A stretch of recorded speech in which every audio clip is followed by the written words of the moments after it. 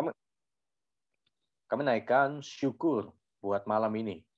Kebaikan Tuhan yang sudah membawa kami sampai hari ini. Di 2022 kembali kami bisa masuk ke dalam masa Prapaskah. Dan kami akan bersama-sama beribadah Paskah untuk kembali merenungkan dan mengingat apa yang sudah Tuhan lakukan buat kami lebih kurang 2000 tahun yang lalu untuk datang ke dalam dunia dan menderita di kayu salib semata-mata untuk menebus dosa kami dan menyelamatkan hidup kami dari kebinasaan yang kekal. Jangan kami melupakan hal yang paling penting dari iman Kristen tentang keselamatan dan juru selamat, Sang Penebus kehidupan kami. Sebab di sisa hari hidup kami ini, kami hanya memiliki satu kesempatan untuk mengabdi bagi Tuhan dan melakukan apa yang dapat kami lakukan sesuai dengan kehendak Tuhan. Bukan dunia yang kami cari, sekalipun kami masih hidup di dalam dunia ini, namun oleh perkenanan Tuhan sajalah kami ada, kami sehat, kami kuat, dan kami masih bisa beribadah sebagaimana malam hari ini. Urapi kami semua, supaya perenungan Prapaskah menjelang Jumat Agung ini dapat kami resapi sungguh-sungguh dan firman Tuhan yang kami mengerti dapat kami aplikasikan dalam setiap keseharian hidup kami. Untuk itulah firman Tuhan dibagikan buat kami pada malam ini. Sucikan, kuduskan, berkati kami semua. Di dalam nama Tuhan, Yesus Kristus. Haleluya. Amin. Puji Tuhan, malam ini Bapak Ibu sekalian, saya mendapatkan sebuah tema tentang Yesus dan Pilatus ya. Sebab kisah Jumat Agung dan Paskah memang nggak bisa lepas dari kisah, salah satunya adalah kisah mengenai Yesus yang berjumpa dengan Pilatus. Dan dalam perenungan saya tentu saya tidak akan membahas siapa itu Pilatus ya, karena kita bukan kelas teologi yang belajar tokoh-tokoh. Anda bisa cek di Google, ada banyak info mengenai siapa itu Pilatus ya.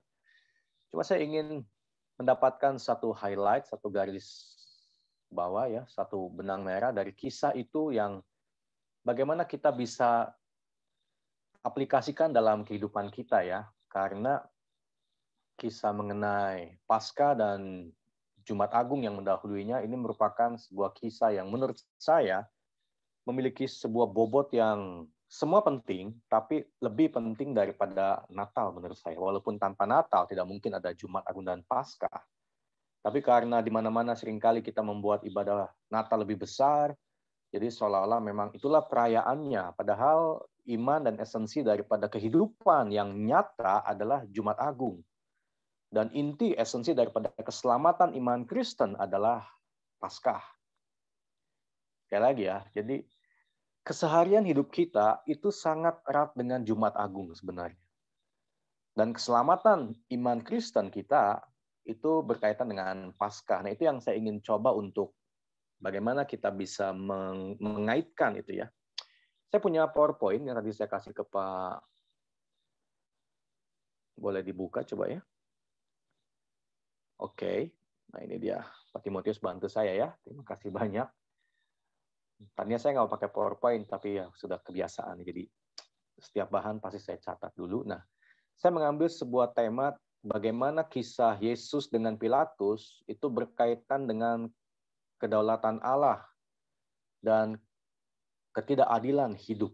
Ya, bagaimana kisah Yesus dalam perjumpaannya dengan Pilatus dan proses pengadilan itu dalam kaitannya keseharian kita adalah adanya kedaulatan Allah dan fakta tentang ketidakadilan dalam hidup ini.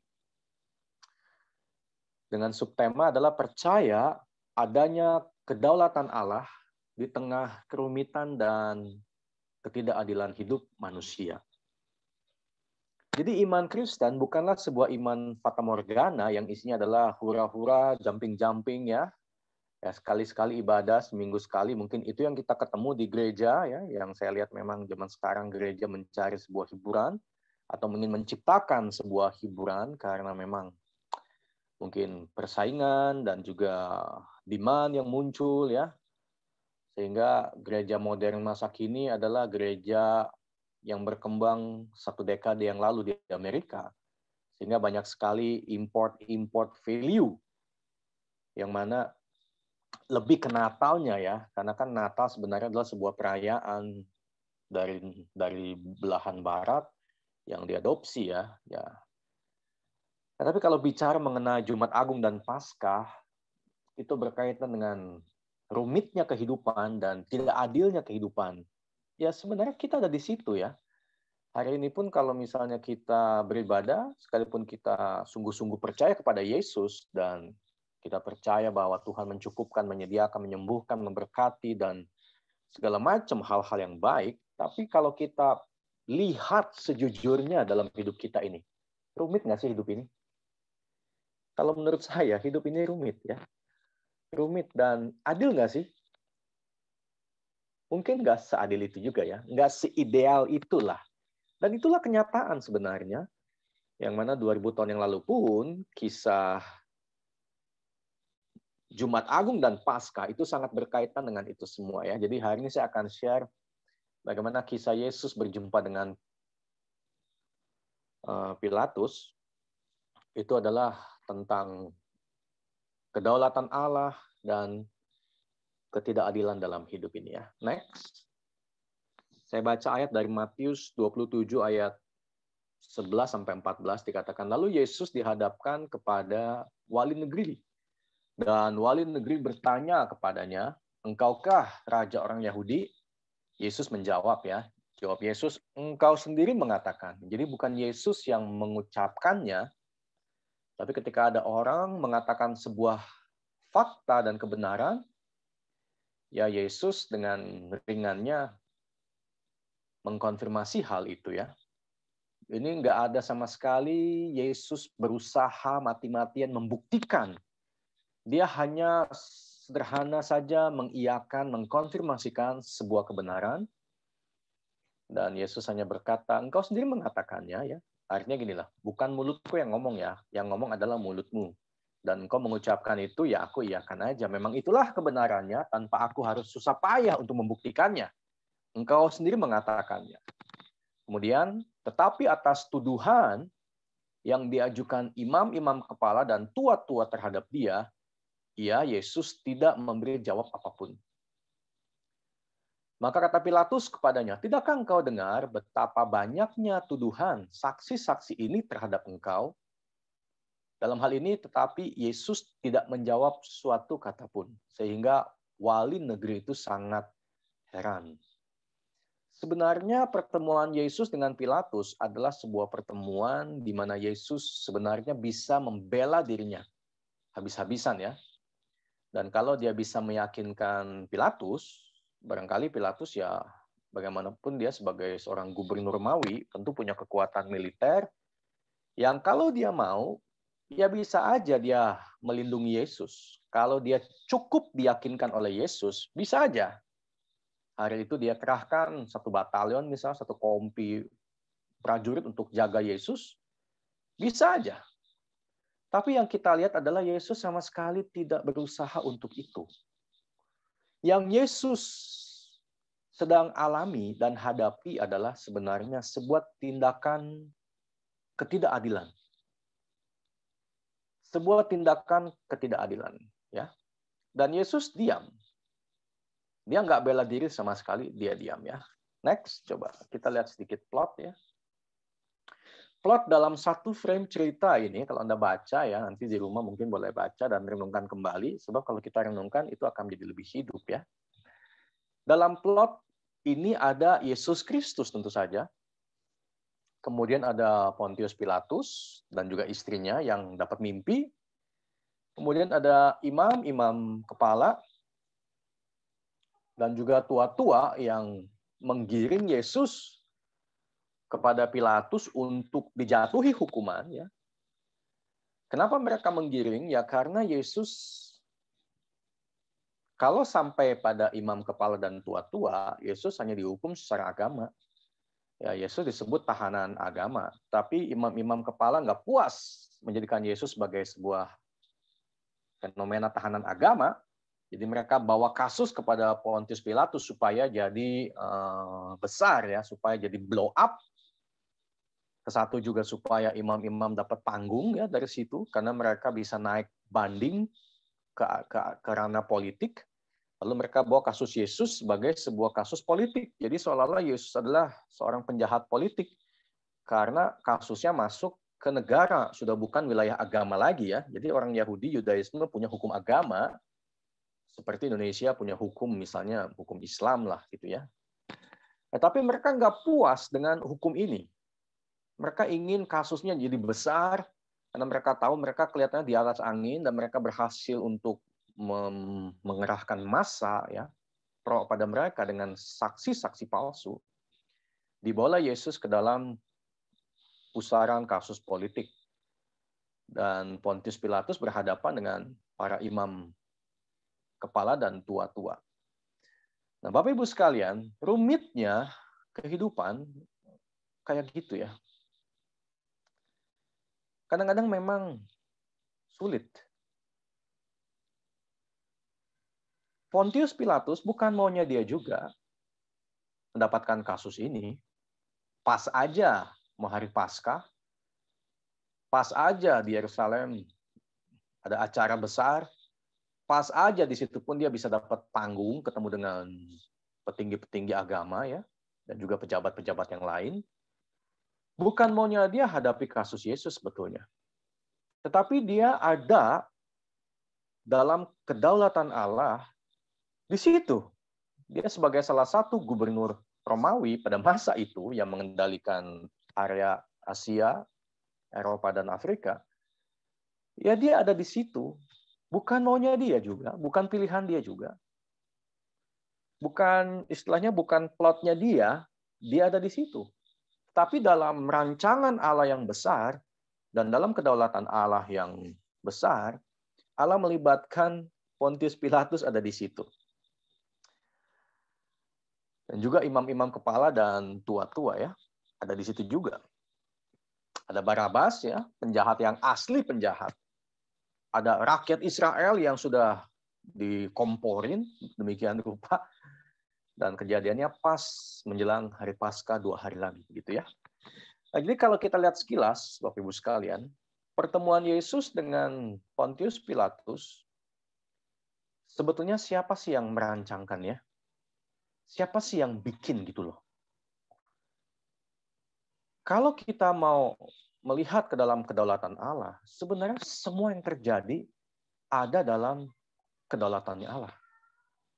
Tapi Yesus diperlakukan sangat tidak adil. Sekalipun dia orang benar. Yaitu dalam kedaulatan Allah. Itu terjadi dalam izin dan rencana Allah. Pontius Pilatus salah apa enggak? Kalau dalam pandangan saya, ini bukan urusan dia. Pontius Pilatus berkata, takut temukan kesalahan dalam orang ini. Apa yang kalian tuduhkan, saksi ini bilang A, saksi ini bilang B, saksi ini bilang C, bilang D, pusing. Gak ada satu keutuhan cerita. Dan aku mengendus saksi palsu di sini. Ya, tapi imam-imam kepala dan tua-tua berteriak dengan rakyat. Pokoknya itu salah. Pemuda itu salah. Laki-laki itu salah. Lalu Pontius Pilatus bilang, hey, itu tuh ada Barabas tuh. Bukankah kebiasaan kalau hari Paskah itu menjelang Paskah ada remisi lah atau apalah pengurangan hukuman atau pembebasan sepenuhnya? Gimana? Mau kubebaskan Yesus atau Barabas? Lalu rakyat yang dihasut demikian rupa berteriak, bebaskan Barabas. Lalu pemuda ini bagaimana? Tak kutemukan kesalahan dalam dirinya. Lalu mereka berteriak, salibkan dia, salibkan dia. Salib itu adalah hukuman Romawi ya, hukuman politik.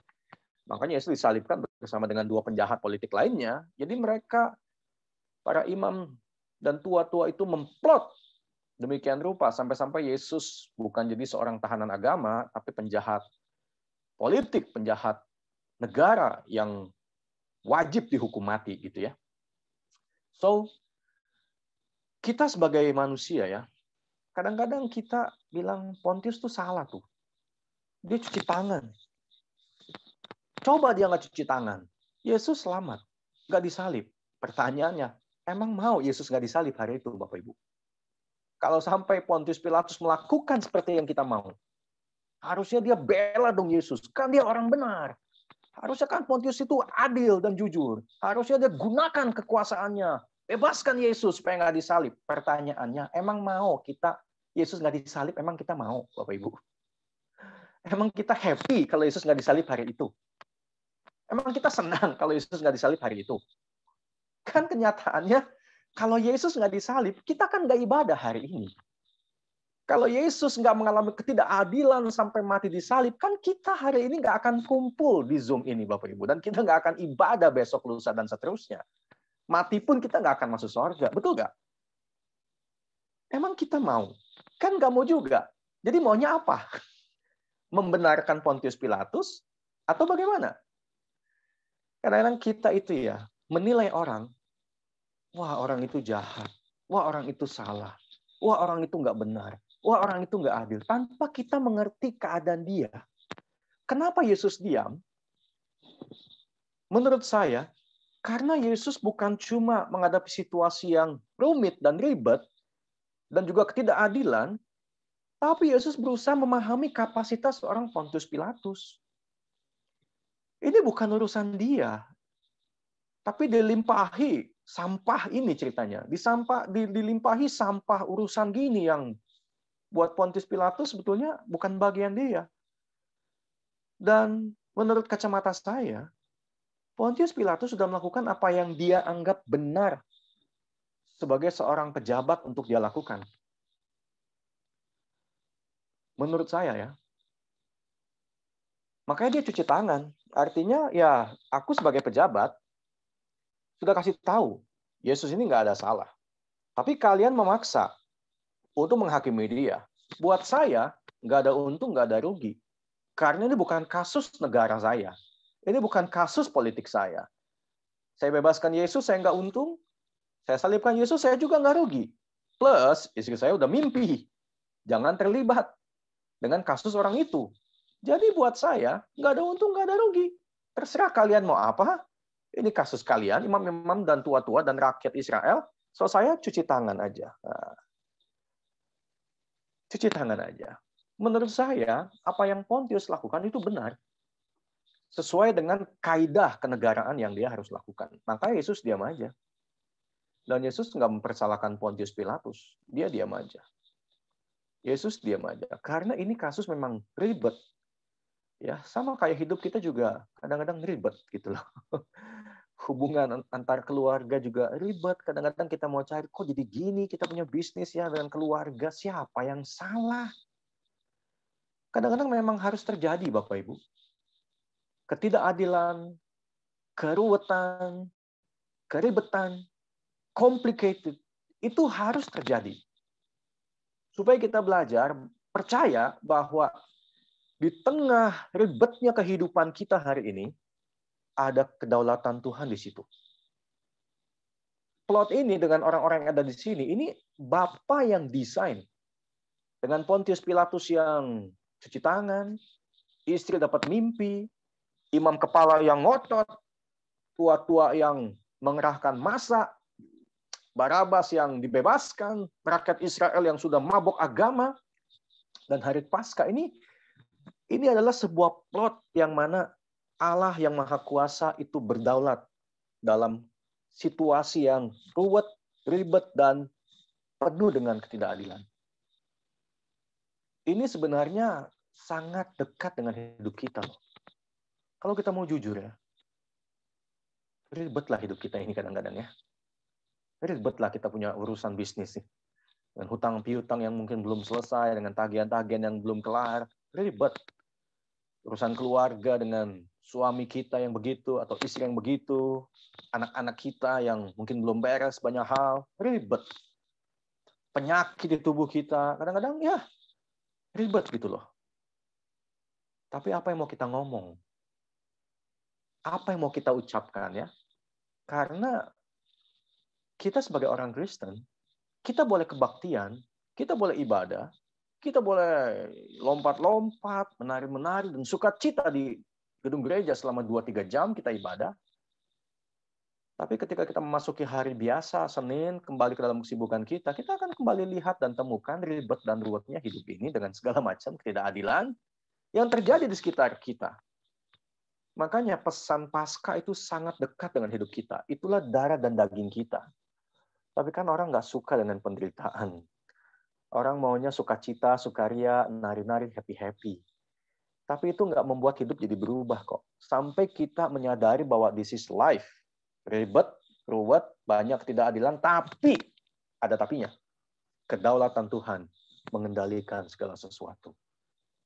Maka sebenarnya kita harus bersyukur dengan sikap Pontius Pilatus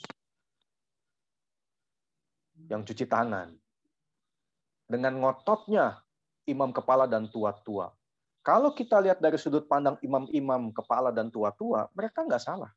Karena itu yang memang hukum Yudaisme harus lakukan kepada orang yang mengaku Tuhan. Mengaku anak Allah. Harus dihukum mati.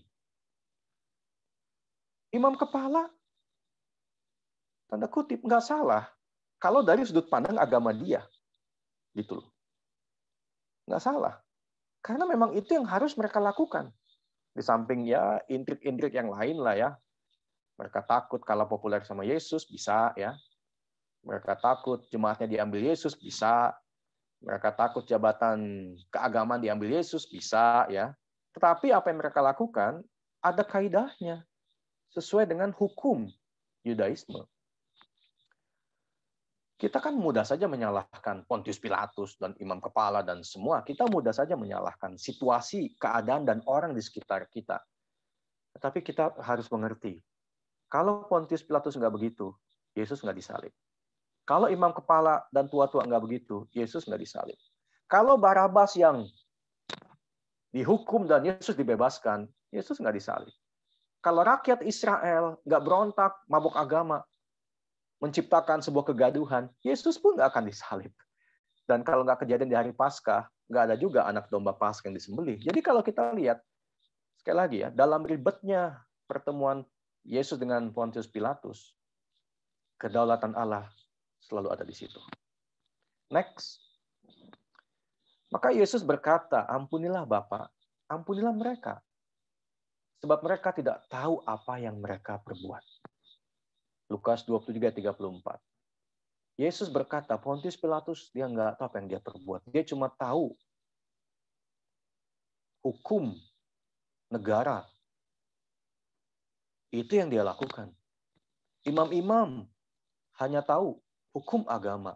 Itu yang dia lakukan. Mereka nggak tahu apa mereka perbuat terhadap diriku. Mereka hanya melakukan apa yang mereka anggap benar.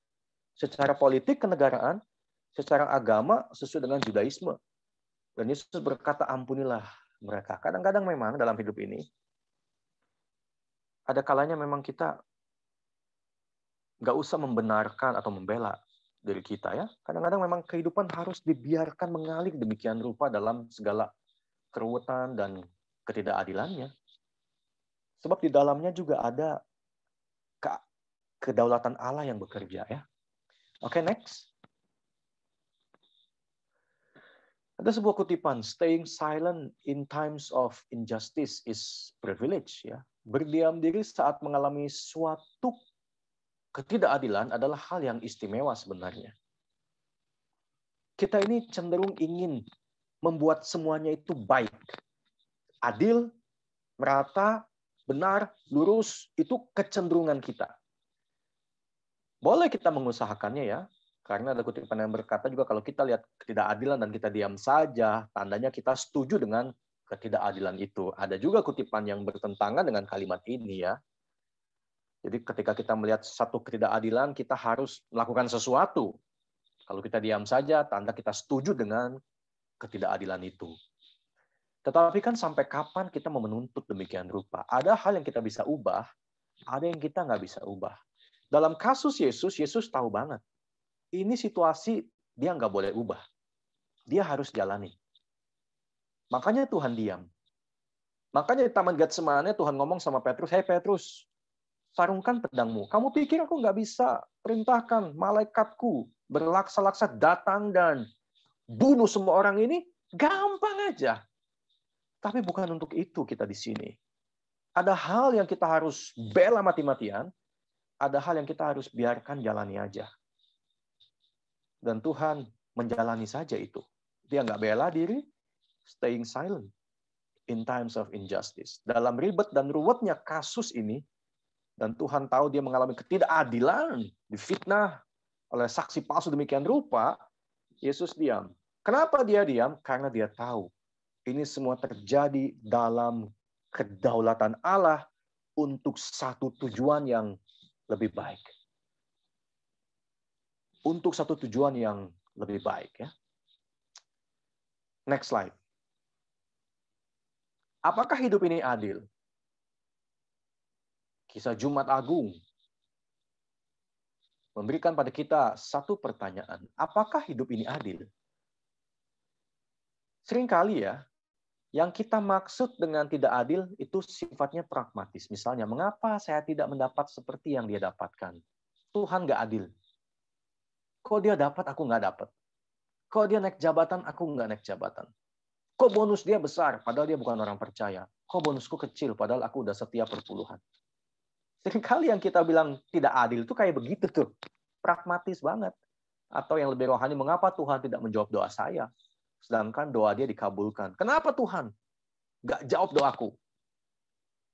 Berminggu-minggu, berbulan-bulan, bertahun-tahun aku berdoa, Tuhan belum jawab, Tuhan nggak jawab, sedangkan dia, aku tahu baru seminggu doa, sudah Tuhan jawab. Di mana keadilanmu Tuhan? Kadang-kadang gini loh, kita merasa nggak adil hidup ini, dan kita bilang Tuhan nggak adil karena kita nggak mendapatkan yang kita mau. Atau sesuatu terjadi tidak seperti yang kita mau. Lalu kita bilang hidup ini nggak adil. Dan Tuhan juga nggak adil. Sangat pragmatis. Yesus, itulah panutan kita dalam menghadapi ketidakadilan hidup ini, Bapak Ibu sekalian. Makanya penting sekali untuk mengenal pribadi dia dan meresapi kisah perjalanan Yesus di Minggu Prapaskah ini. Karena Jumat Agung itu memberikan kepada kita satu pesan yang sangat kuat untuk mempersiapkan kita menghadapi kehidupan. Apa adanya.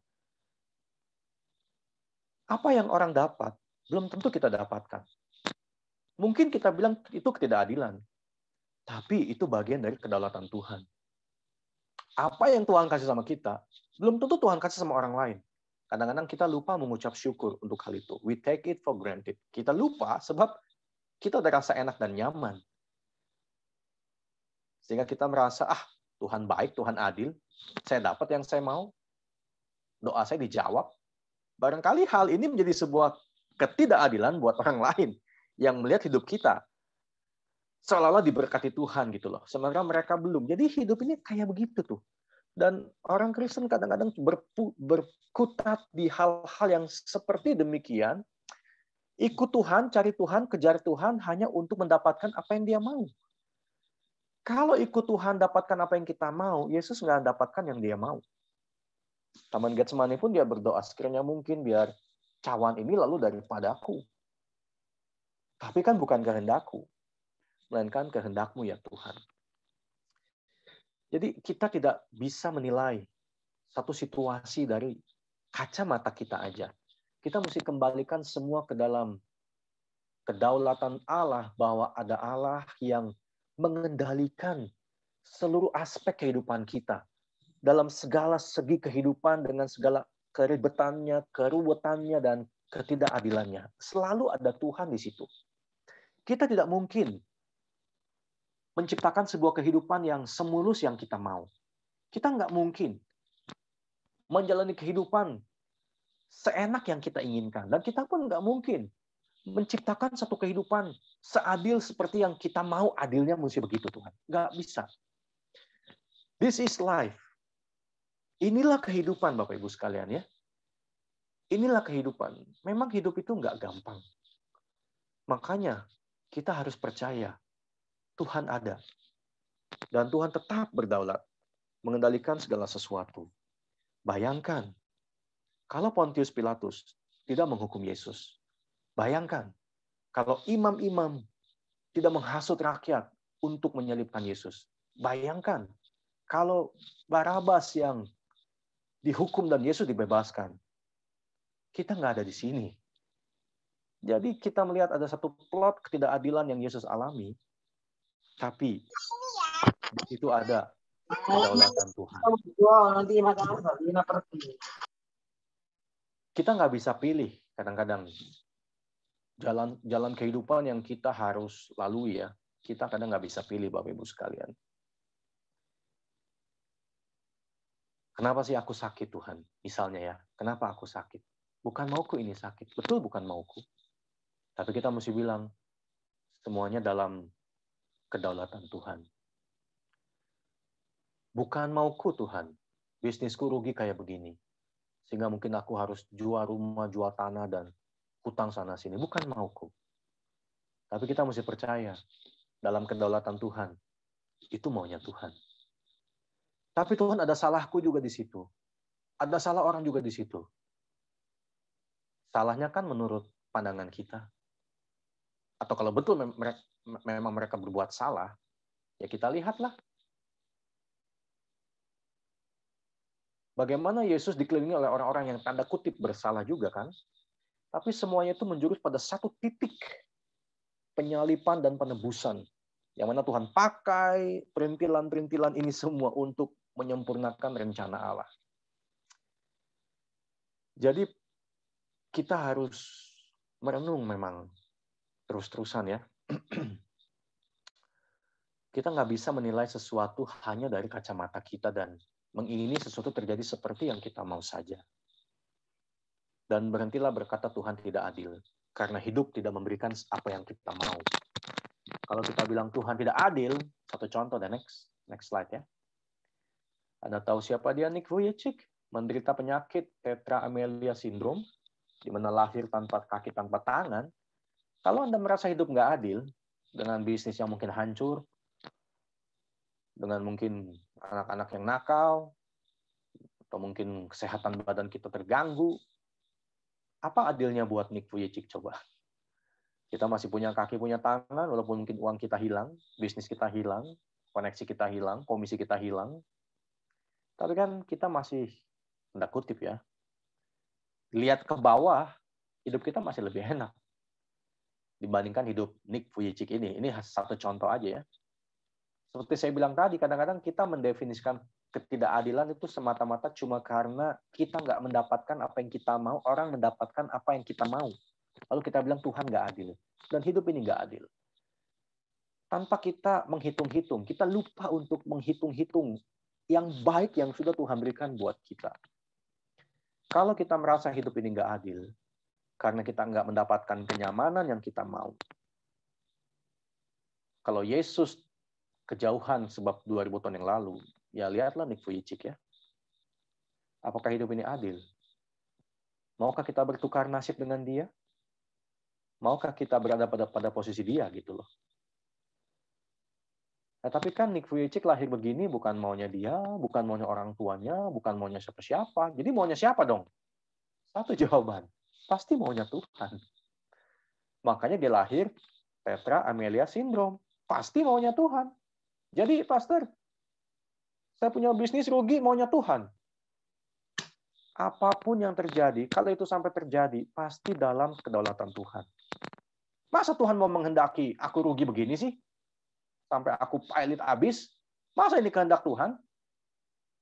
Ya kalau Tuhan nggak menghendaki, nggak terjadi. Tapi kan aku ditipu sama dia. Ya Tuhan izinkan dia tipu kita. Sama seperti Tuhan izinkan Pilatus cuci tangan dan imam-imam berteriak salibkan Yesus. Sama aja. Kalau kita hanya melihat satu kasus, kita bisa kecewa. Tapi coba lihat gambaran besar. Bahwa dalam kedaulatan Allah, next slide, Nick Vujicic berkata, God won't allow anything to happen in your life if it is not for your good. Kita mesti bisa melihat satu gambaran besar Allah tidak akan mengizinkan apapun terjadi dalam hidupmu jika bukan untuk mendatangkan kebaikan bagimu. Allah nggak akan izinkan Pontius Pilatus cuci tangan. Allah nggak akan izinkan imam-imam kepala dan tua-tua memfitnah. Allah nggak izinkan Barabas dibebaskan. Allah nggak izinkan rakyat mabuk agama berteriak salibkan Yesus. Allah nggak izinkan itu semua terjadi kalau bukan untuk kebaikan. Maka kita bisa berkata semua yang terjadi dalam segala rumit dan ruwet dan tidak adilnya kasus Yesus di penghakiman Pontius Pilatus itu mengerucut pada sebuah titik keselamatan saudara dan saya. Bahwa itu semua harus terjadi. Kalau satu aja menyimpang, maka keselamatan tidak ada di situ. Dan salib menjadi sesuatu yang terabaikan. Allah izinkan semua terjadi. Baik suka nggak usah diomongin, semua bisa. Tapi duka, nestapa, penderitaan, kesukaran, salib, Allah izinkan untuk mendatangkan kebaikan dalam hidup kita ya. Sekali lagi kita nggak bisa pilih. Kita nggak bisa pilih. Kadang-kadang memang Tuhan jatuhkan kita, tenggelamkan kita, tempatkan kita di pusaran kehidupan yang sulit dengan banyak ketidakadilan. Yang bisa menguatkan hanya kepercayaan kita pada kedaulatan Allah. Bahwa Allah tetap mengendalikan situasi ini kok. Yesus nggak ubah Pontius Pilatus. Yesus nggak ubah imam-imam kepala. Yesus nggak ubah tua-tua. Yesus nggak ubah rakyat. Yesus nggak ubah siapa-siapa. Kadang-kadang dalam hidup ini juga, kita nggak harus ubah siapa-siapa. Karena itu percuma. Ada yang kita bisa ubah. Tapi banyak yang kita nggak bisa ubah. Tugas kita apa? Jalani. Lewati lembah ketidakadilan itu. Lewati jalan-jalan sempit yang rumit dan ruwet itu. Jalani aja. Kalau Yesus bisa, saya rasa kita juga harusnya bisa ya. Mohon maaf, saya mau tanya sampai jam berapa ya? Jam 8 ini. Masih ada waktu kah? Pak Timotius? Saya punya waktu sampai jam? Saya lupa tanya di awal tadi. Di sini aja slide-nya, Pastor. Masih, Pak. Masih ya? Iya. Saya mau kesaksian aja ya, boleh ya? Oke, saya akan tutup dengan satu kesaksian ini ya.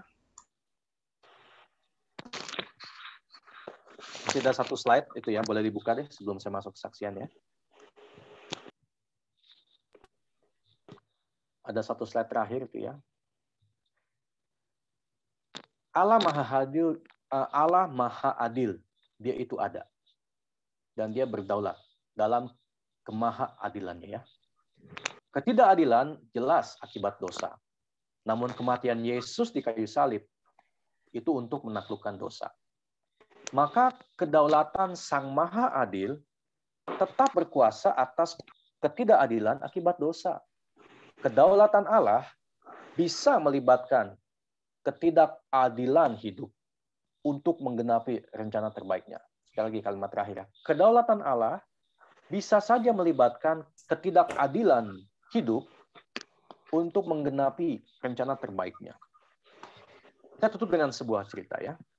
COVID-19 memberikan banyak sekali pengalaman dalam hidup. Ini salah satunya saya cerita. Saya 4 saudara ya. Saya paling besar. Saya punya adik perempuan. Saya punya adik laki. Saya punya adik bungsu juga laki. Laki, perempuan, laki-laki. Oke.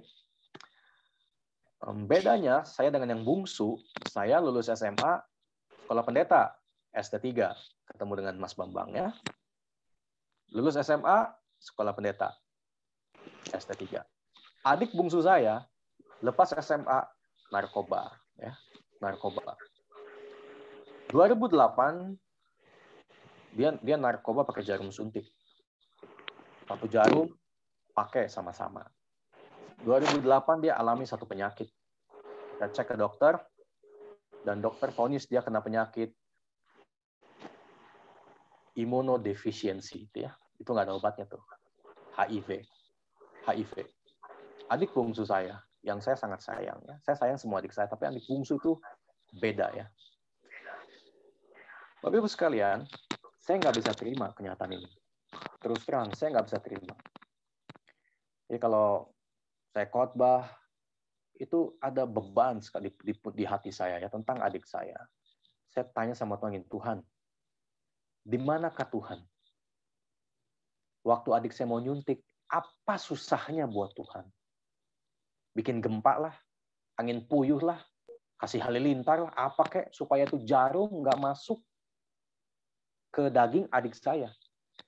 Karena mereka berempat nyuntik pakai satu jarum, darah bercampur, satu dari mereka HIV. Sehingga empat-empatnya kena HIV. Termasuk adik saya. Itu saya tanya sama Tuhan, kenapa Tuhan? Di mana engkau? Apa susahnya buat Tuhan? Kirim satu aja malaikat, nggak usah banyak-banyak, untuk cegah hal itu nggak terjadi. Saya punya 2 saudara, lain sebaya sama saya. Satu kalau nyuntik depan saya, saudara. Kalau udah lagi sakau dan punya barang, nggak bisa tahan. Saya bilang sama dia, ya sudah. Kalau lu nggak tahan, nyuntik aja deh. Depan saya bilang. Kalau ada apa-apa, saya bantu kamu. Bawa ke rumah sakit. Kalau kamu nyuntik di depan orang, kamu kenapa-napa, ditinggalin di pinggir jalan, mati di situ, saya bilang. Kalau depan saya jagain kamu. Mau gimana lagi? Udah sakau, punya barang, nggak bisa tahan. Ini saudara saya sembuh. Kerja di Kanada jadi koki. Sembuh. Satu saudara, nyuntik juga. Barang orang tua dijual semua. Kerja Amerika, San Francisco, sembuh. Adik saya malah kena HIV. Makanya saya bilang, yang namanya ketidakadilan, seolah-olah itu cuma, kenapa sih Tuhan? Adikku, kenapa? Dia kok enggak? Kayaknya Tuhan nggak adil. Nah, itu loh. Kenapa sih aku? Kenapa adikku? Kenapa dia enggak? Kenapa saudaraku bisa sembuh? 2 saudara sembuh. Adikku, kenapa kena? Nggak bisa terima, saudara. Nggak bisa terima. Tapi ya harus jalanin. Mau digimanain? Udah kejadian kok. Bukan maunya saya. Bukan maunya mama papa saya. Bukan maunya keluarga kita. Bahkan bukan maunya adik saya juga. Orang dia nggak tahu salah satu temannya kena HIV. Yang HIV aja nggak tahu dia HIV. Maka happy-happy, ganti jarum, bareng-bareng, gantian, tau-tau kena. Nggak ada yang tahu. Semua cuma ngelakuin apa yang mereka anggap benar, enak, gitu aja. Dan nggak ada maksud saling membahayakan juga nggak ada. Mereka teman kok. Nggak ada maksud saling nepain HIV, nggak ada maksud. Mereka cuma mau happy-happy, punya narkoba bareng-bareng, nggak punya duit. Adik saya nggak punya duit, mama saya nggak kasih uang banyak, bayangin. Itu pun patungan gitu loh, sama-sama. Mereka mau happy sama-sama gitu loh. Makanya saya bilang, nggak ada yang jahat dari mereka itu. Tapi mereka nggak tahu aja apa yang mereka lakukan itu salah. Kayak Yesus berkata, ampunilah mereka. Sebab mereka nggak tahu apa yang mereka perbuat. Nggak ada yang jahat dari mereka tuh, nggak ada yang jahat. Tapi mereka nggak tahu mereka itu kena. Mungkin ada yang udah coba sama orang lain, pakai jarum orang lain, nggak ada yang tahu gitu loh. Tapi nyatanya kejadian kayak begini. Gitu loh. Jadi sekali lagi ya, apakah Pontius Pilatus jahat? Dari kacamata dia enggak. Dia ngelakuin tugas kenegaraan kok. Apakah imam-imam jahat? Enggak. Dia melakukan kewajiban agamanya. Apakah adik-adik saya temannya jahat? Enggak juga. Mereka mau berbagi kebahagiaan. Pakai narkoba. Itu aja yang salah. Tapi nggak ada maksud bikin sakit. Apakah suami kita yang membuat akhirnya kita harus jual ini, jual itu karena bisnis rugi itu jahat? Nggak ada maksud. Maksudnya suami kita itu adalah bisnis supaya bisa punya uang banyak, hidup keluarga enak. Tapi kan nggak ada yang tahu namanya bisnis ya. Kayak gitulah ceritanya gitu loh.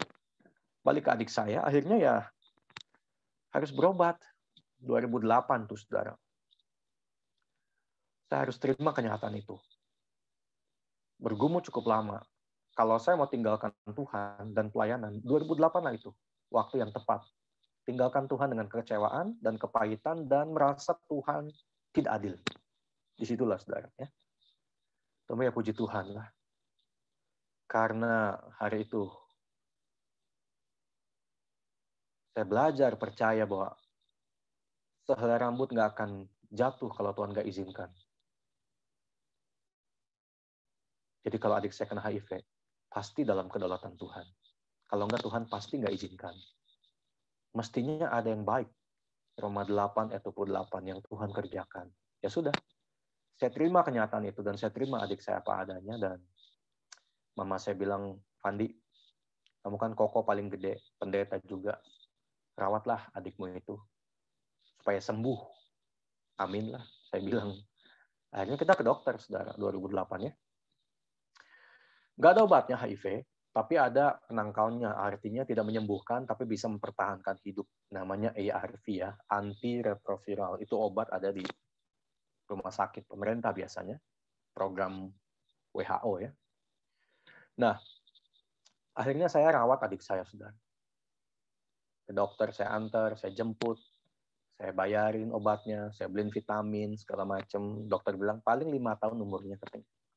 2008, 9, 10, 11, 12, 13, 5 tahun tuh menjadi tahun yang dak-dikduk saya ya, sebab bom waktu. Saya takut sekali HIV menjadi AIDS ya. Orang HIV nggak bahaya, tapi kalau dia jadi AIDS itu yang bahaya. AIDS itu penyakitnya, HIV itu virusnya ya. Sama kayak COVID-19, virus ya, nggak bahaya, tapi komorbidnya yang bahaya kan, kayak begitu ya. Orang yang COVID-19 meninggal pasti komorbid. Orang HIV meninggal pasti komorbid. Nah, komorbid itulah yang membuat orang HIV menjadi AIDS itu ya. Buat kita batuk, pilek, demam nggak diobatin sembuh sendiri. Buat orang HIV itu bisa penyakit berat. Apalagi penyakit yang berat buat kita sulit untuk sembuh. Buat orang HIV ya sudahlah, bisa langsung gone ya. Nah, 5 tahun berjalan dengan pengobatan ya, setiap bulan pasti kita ambil obat, beli vitamin, dan saya antar jemput terus ya. Sembuh nggak? Pulih ya, pulih setelah 5 tahun. Tapi lewat 5 tahun terjadi satu perubahan. Pola pikir dia jadi berubah. Dia memiliki sebuah dunia halusinasi sendiri. Dia sempat bisa lihat orang di pohon, katanya. Kalau ngomong sama kita nggak nyambung. Sampai dia bilang begini, aku sakit karena minum obat, katanya. Itu kan aneh ya. Kalau orang sehat, aku sehat. Maksudnya kalau sakit minum obat supaya sehat. Aku kalau sakit ke dokter supaya dia kasih obat dan aku sehat. Itu orang sehat. Tapi adik saya bilang, aku sakit karena ke dokter. Karena aku dikasih obat, maka aku sakit. Karena dia punya pola pikir begitu, maka dia stop minum obat. Lewat 2013 dan seterusnya lewat. Dia nggak mau minum obat. Tetap saya antar jemput tiap bulan ya. Seminggu sekali atau seminggu 2 kali pasti saya kunjungi rumah dia. Sebab dia tinggal dengan mama saya, berdua setelah papa saya meninggal. Dan setiap kali ketemu sama dia, saudara, wah, ribut mulu ya. Karena dia punya pola pikir yang kurang seon lah orang bilang ya. Gila sih belum, tapi aneh gitu loh. Gila sih enggak, tapi dia punya satu pola pikir sendiri. Dokter bilang itu akibat otaknya mengecil, fungsi otaknya berkurang, saraf-sarafnya terganggu karena narkoba, katanya begitu. Bisa sembuh nggak, dok?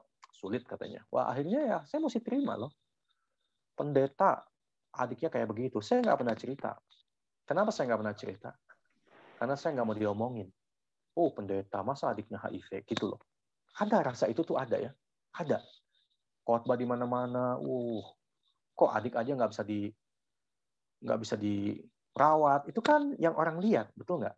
Kadang-kadang orang lihat dari kacamata dia, tapi kan dia nggak tahu apa yang kita alami. Betapa kecewanya saya sama Tuhan. Orang tuh nggak tahu.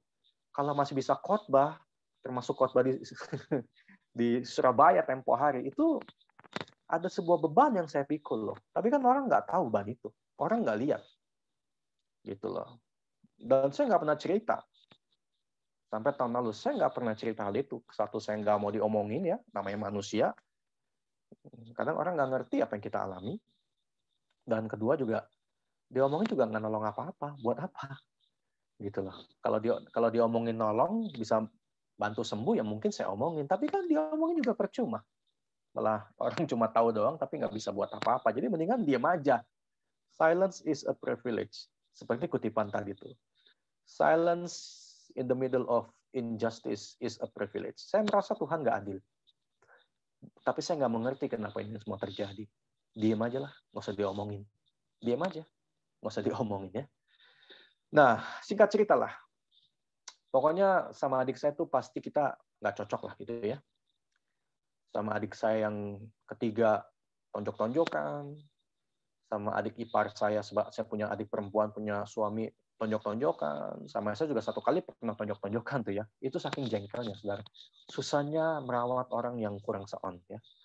Seperti punya orang yang kurang waras di tengah-tengah keluarga kita, nggak pernah nyambung. Tapi ya adik mau gimana lagi? Kalau jemaat mungkin sudah tinggalin ya, mungkin.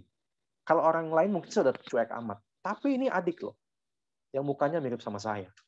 Dan saya sangat dekat dengan dia sejak kecil. Yang kalau dia buang kotoran, mohon maaf, yang saya cebokin gitu loh. Kalau dia pup, saya yang cebokin. Saking dekatnya saya sama dia. Waktu dia kecil.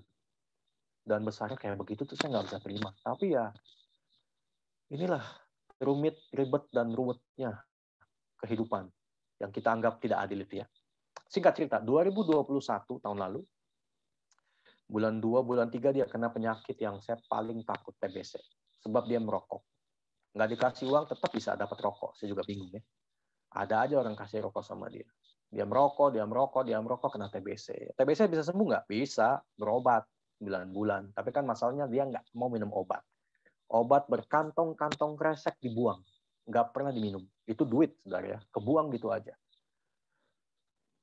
Gereja nggak mau, doa nggak mau, baca Alkitab nggak mau, Tuhan nggak mau. Kalau lihat YouTube, lihatnya setan-setan, pembunuhan, potong lidah, kayak gitu-gitulah, porno-porno, wah gitu deh. Nggak nyambung pokoknya ya. Susah banget. Saya ajak ke dokter, dokter bilang, wah ini kondisi lebih jelek daripada 2008. Bayangin saudara. Setelah berobat 13 tahun, bukan tambah baik, tambah jelek. Ini situasi dia lebih jelek daripada 2008 katanya. Bisa lewat. Wah, kalau nggak minum obat.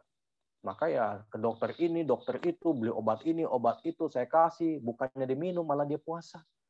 Sekali puasa 2 minggu, makan sekali, puasa 2 minggu. Aneh kan? Orang tuh kalau sakit jangan puasa, makan yang banyak. Tidur yang cukup. Kalau dia sakit malah puasa dan begadang. Puasanya bisa 2 minggu. Makanya, adik saya setinggi saya, berat saya 80 kilo, dia beratnya 40 kilo. Bayangin.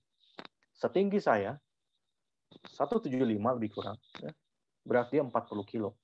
Malnutrisi. Saya udah give up. Sering kali saya give up. Dalam 13 tahun saya sering kali give up. Kalau lihat dia saya give up. Kadang-kadang saya ngomong, buat apa saya pelayanan? Kalau adik saya kayak begitu, penyakitan, buat apa? Tapi ya kembali, dalam ribet dan ruwetnya kehidupan, kedaulatan Tuhan ada di situ. Kendali Tuhan ada di situ. Saya nggak mengerti. Tapi ya kadang memang hidup nggak harus kita mengerti dan kita bela. Jalanin aja. Dan singkat cerita, adik saya karena dia puasa dan sakit, dia sudah HIV, kena TBC, bisa AIDS ya. Tahun lalu bulan Agustus, 10 Agustus saya ingat banget tuh, semua ada di WA saya. 10 Agustus saya minta staf gereja untuk siapkan perjamuan kudus. Kalau dia nggak mau ke gereja, kita gereja datang sama dia. Saya telepon adik-adik saya untuk kumpul, saya bilang, ini adik kita yang kecil, udah nggak mau diobatin. Pokok takut kenapa-napa. Kita doa ada sama-sama, kita kumpul sekeluarga. Besok, tanggal 11 Agustus. Maka 11 Agustus kumpullah sama-sama dan kita perjamuan kudus. Dan hari itu, puji Tuhan, awalnya dia nolak. Tapi setelah kita ngomongin, dia mau terima perjamuan kudus ya. Saya bukan orang yang perjamuan, punya puasa, gini-gitu, bukan ya. Kita lakukan perjamuan kudus sebagai sebuah sakramen yang Tuhan perintahkan ya. Sebab dia nggak pernah ke gereja, apalagi perjamuan kudus, maka kita datang sama dia. Adik-adik saya kumpul semua, dan malam itu kita doa sama-sama, kita nyanyi sama-sama, dan kita doakan adik kita dan perjamuan kudus. Dan dia mau ambilnya walaupun sedikit, sebab dia puasa. Sedikit aja roti, sedikit aja anggur. Yang penting sudah ikut perjamuan kudus. Tanggal 11 Agustus. 12 Agustus pagi-pagi dia jatuh di kamar mandi. Sebab lemes. Udah sakit, puasa, lemes. Waktu dia kencing, jatuh. Mama saya telepon, Van, adikmu jatuh di kamar mandi. Datang dong ke rumah, liatin katanya. Mama saya selalu telepon saya kalau ada apa-apa ya. Maka 12 Agustus saya datang ke rumah mama saya jam 3 sore. Hari Kamis saya ingat tuh. Setelah saya rekaman ya. Jam 3 sore saya datang ke rumah mama saya, lihat adik saya, dan saya stay di rumah mama saya sampai jam 10 malam. Jam 3 sore sampai jam 10 malam itu ya. Saya layani dia, saudara, saya pribadi. Sampai akhirnya malam itu saya beliin Pampers buat orang tua ya, sebab dia udah lemes. Saya nggak mau, mama saya juga susah. Diajak ke rumah sakit, adik saya nggak mau. Suster bilang suruh infus, dicabut infusnya. Jadi percuma gitu loh. Susah kalau ngomong sama orang kurang seon, saudara, susah ya. Tapi ya, dia adik kita. Dia anggota keluarga kita, dia darah daging kita. Mau gimana lagi? Ditolak nggak bisa, dimaki-maki percuma, terima aja. Diam aja. Lakukan aja. Layani aja. Kasih dan sayangi. Ya udah. Maka jam 3 sampai jam 10 saya layani dia, ya, temani terus. Saya beli pampers, saya ganti dia punya celana, saya ganti baju dia, saya elus-elus dia punya pundak, saya doain dia malam itu jam 10 saya doain. Sebelum saya pulang, kita doa sama-sama, saya doakan, kemudian saya tanya, 2 pertanyaan saya bilang, saya tanya dia gini, Andi, nama dia Andi, nama saya Fandi. Andi percaya Tuhan Yesus bisa sembuhin Andi? Dia bilang, percaya. Andi percaya Tuhan Yesus juru selamat Andi. Dan dia bilang, amin. 2 pertanyaan aja. Percaya Tuhan Yesus sanggup sembuhkan? Dia bilang percaya. Percaya Tuhan Yesus juru selamat? Amin, dia bilang. Maka saya doa. Setelah saya doa, saya lepas, saya pulang. Lega hati saya, saudara. Lega. Saya bilang dalam hati saya, Tuhan, Kau sanggup sembuhkan Lazarus. Bahkan dari kematian Kau sanggup bangkitkan. Kalau Tuhan mau. Itu malam-malam di rumah saudara. Saya doa sebelum saya tidur. Di tempat tidur aja, saya doa. Kalau Tuhan mau sembuhkan adikku, Tuhan, Kau sembuhkanlah dia. Kasihan dia, sembuhkan. Lazarus mati bisa bangkit, Andi HIV bisa sembuh. Tapi Tuhan, kalau Tuhan mau dia pulang, sebab kasihan dia menderita, kasihan mama saya juga kepikiran terus, dia sakit, saya bilang. Kalau Tuhan mau bawa dia pulang, bawalah waktu tidur, saya bilang. Jangan sampai dia susah, kasihan. Bawa waktu tidur, kalau Tuhan mau. Lalu saya amin, dan saya tidur. Besok pagi, hari Jumat, 13 Agustus jam 6 pagi, mama saya telepon sambil nangis. Van, cepetan Van datang ke rumah. Itu si Andi tidur, nggak bangun-bangun. Cepetan datang. Waktu mama saya ngomong gitu, langsung dek hati saya, saudara. Saya percaya doa itu punya kuasa. Ya. Saya tahu apa yang terjadi. Maka hari itu saya nggak cepat-cepat ke rumah mama saya doa dulu. Saya juga minta kekuatan dari Tuhan. Hari itu saya ingat banget, saya doa gemeter, saudara ya. Kayaknya panas dingin, kayak gemeter gitu. Jam 6 saya doa, jam 8 saya baru siap-siap, jam 9 ke rumah mama saya, dan saya masuk kamar adik saya, terbujur kaku. Mama saya bilang tadi pagi jam 6, dadanya masih hangat, kaki tangan udah dingin, Van, katanya. Ya kemungkinan dipanggil pulang jam 4, jam 5 pagi. Waktu dia tidur. Gitu loh, waktu dia tidur. 13 tahun loh, saudara. Saya mengalami hal itu ya. Merawat adik sendiri. Yang setengah gila karena HIV dan karena narkoba. Apakah itu mau saya? Bukan. Apakah maunya mama papa saya? Bukan. Apakah maunya dia? Bukan. Tapi kok kejadian? Pasti kedaulatan Tuhan ada di situ. Saya berpikir, Tuhan kenapa nggak sembuhkan? Ya karena Tuhan berdaulat untuk sesuatu yang lebih baik. Yang terbaik buat adik saya bukan sembuh, tapi selamat. Dulu saya kalau marah sama dia dan marah sama Tuhan, saya bilang percuma obatin dia, percuma keluar uang banyak, percuma buang waktu, energi, emosi, percuma. Tapi sekarang saya bisa bilang, Bapak Ibu sekalian, nggak percuma. Memang dibutuhkan 13 tahun untuk menyelamatkan satu orang, yaitu adik saya. Butuh 13 tahun dengan uang segitu banyak, emosi yang meluap-luap, waktu yang terbuang, tapi tidak sia-sia. Maka saya bisa melihat kedaulatan Tuhan mengizinkan semua terjadi untuk mendatangkan kebaikan. Dan hari ini, saudara, saya merasa ini beban sudah lepas. Karena saya bisa finish well bersama dengan dia. Adik saya mengaku dengan mulut, sebab dia percaya di hatinya, kan sudah cukup.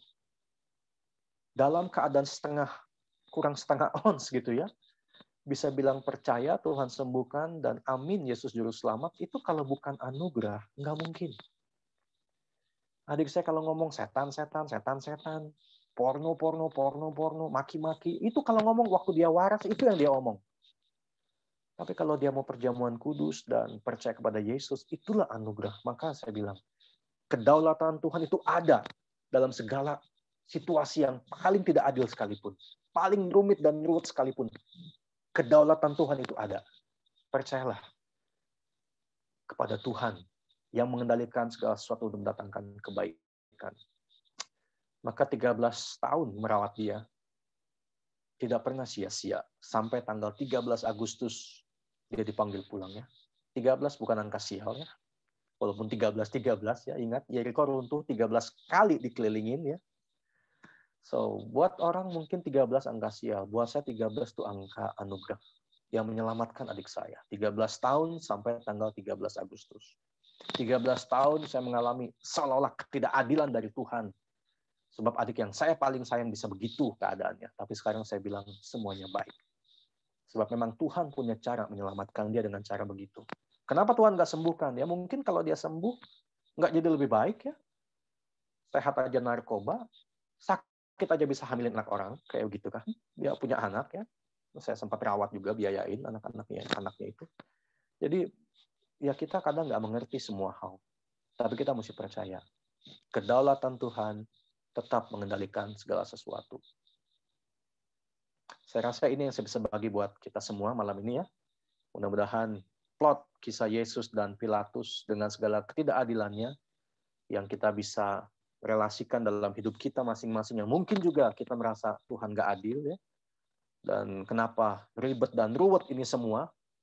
Kita mesti percaya bahwa tetap ada Allah yang maha adil dan berdaulat mengatur, mengendalikan segala sesuatu untuk kebaikan di ujung sana. Amin.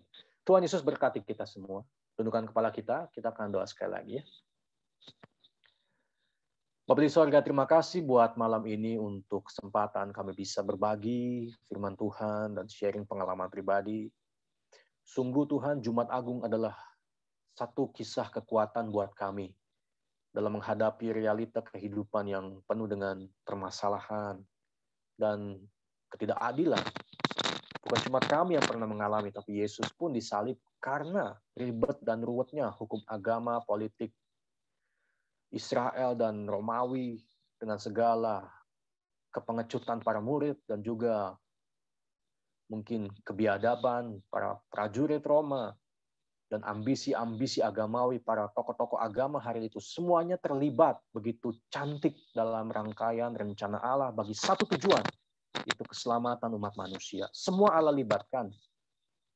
Dan Allah tetap berdaulat mengendalikan segala sesuatu. Maka hari ini Tuhan, kisah Jumat Agung harusnya kembali menguatkan kami untuk belajar percaya dan berserah kepada kekuatan Allah, kemahaadilan yang Kau nyatakan dan berdaulatnya Tuhan atas kehidupan ini. Gak ada satupun terjadi tanpa seizin Tuhan.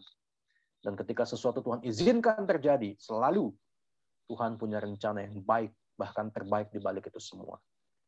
Kiranya semangat, roh daripada Jumat Agung bisa merasuk dalam kehidupan kami, membuat kami mampu menjalani kehidupan ini dalam penyerahan total kepada kedaulatan Tuhan.